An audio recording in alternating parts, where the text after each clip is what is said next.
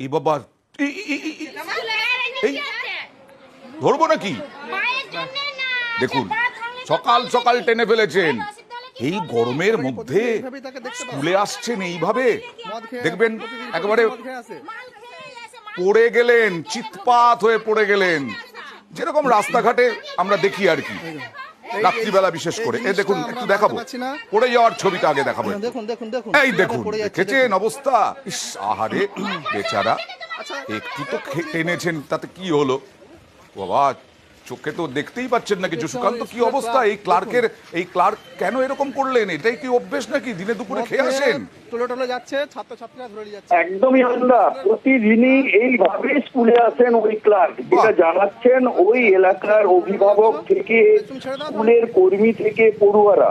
যেখানে দেখা যাচ্ছে যে ওই ক্লার্ক তিনি সকাল সকাল স্কুল চত্বরে গোড়াগড়ি